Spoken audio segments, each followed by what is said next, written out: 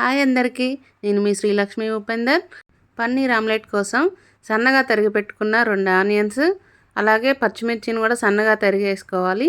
కరివేపాకుని రెబ్బలుగా కాకుండా సన్నగా కట్ చేసి వేసుకోవాలి.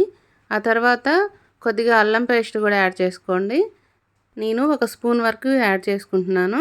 నేను 2 ఆమ్లెట్ల కోసం ప్రిపేర్ చేసుకుంటున్నానండి. మీరు ఒకే ఆమ్లెట్ కోసం అయితే చూసేసుకోండి. నేను రుచికి తగ్గట్టు సాల్ట్, అలాగే ధనియాల పొడి, కొంచెం గరం మసాలా, ఆ తర్వాత సన్నగా తరిగి పెట్టుకున్న పన్నీర్ను కూడా యాడ్ చేసుకోండి. ఆ తర్వాత కలర్ కోసమని నేను కొంచెం కారాన్ని వేస్తున్నా. ఆల్రెడీ పచ్చిమిర్చిని సన్నగా తరిగి పెట్టుకున్నాం కాబట్టి కొద్దిగా కారాన్ని యాడ్ చేసుకోండి. ఆ తర్వాత కొంచెం పసుపు. ఇప్పుడు అవన్నీ కలిసే విధంగా బాగా కలుపుకోవాలండి. ఇప్పుడు అందులోకి ఇంకా ఎగ్స్ కొట్టలేదు కదా, గడ్డల్లాగా కాకుండా మొత్తం కలిసే విధంగా బాగా కలుపుకోవాలి. ఆ తర్వాత మాత్రమే ఎగ్స్ని కొట్టుకోవాలి. దీనికి కాంబినేషన్గా నేను వంకాయ రోటి పచ్చడి చేశాను అండి. అది కూడా నేచర్లో చేశాను. ఒకసారి ఫుల్ వీడియో నా ఛానల్లో ఉంది, చూసేయండి. నేను 4 ఎగ్స్ వరకు తీసుకుంటున్నాను అండి. ఇప్పుడు ఆ 4 ఎగ్స్ని వేసుకొని బాగా కలుపుకోవాలి. మంచిగా కలుపుకున్నాక ఆ తర్వాతనే వేసుకోవాలి.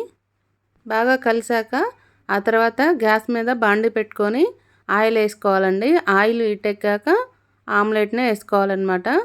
పన్నీర్ ఆమ్లెట్ని ఓన్లీ రైస్లోకే కాకుండా మామూలుగా డైట్ చేసే వాళ్ళు ఉంటారు కదండి, వాళ్ళు రైస్ తినకుండా ఈ ఆమ్లెట్ ఒక్కటి తిన్నా టమ్మీ ఫుల్ అయిపోతుందన్నమాట. అంత టేస్ట్ ఉంటుంది, టమ్మీ కూడా ఫుల్ అయిపోతుంది, హెల్దీ కూడా కదా. ఒకసారి ట్రై చేయండి. చూసారా ఎలా వచ్చిందో. 2 వైపులా మంచిగా కాలాక తీసి పక్కన పెట్టుకోండి. అలాగే మరొక ఆమ్లెట్ని కూడా నేను వేసుకుంటున్నాను అండి. పన్నీర్ ఆమ్లెట్ అంటే ఎంతమందికి ఇష్టమో కామెంట్ చేయండి. ఎంతమందికి తెలుసు, ఎంతమందికి తెలియదు అనేది కూడా కామెంట్ చేయండి. అలాగే మరొక ఆమ్లెట్ వేసుకొని మంచిగా కాలే వరకు కాల్చుకోవాలండి. ఆ తర్వాత రోటి పచ్చడి కాంబినేషన్లో ఎక్సలెంట్గా ఉంటుందండి. టేస్ట్ చాలా అద్భుతంగా కూడా ఉంది. ఫుల్ వీడియో చూసేయండి.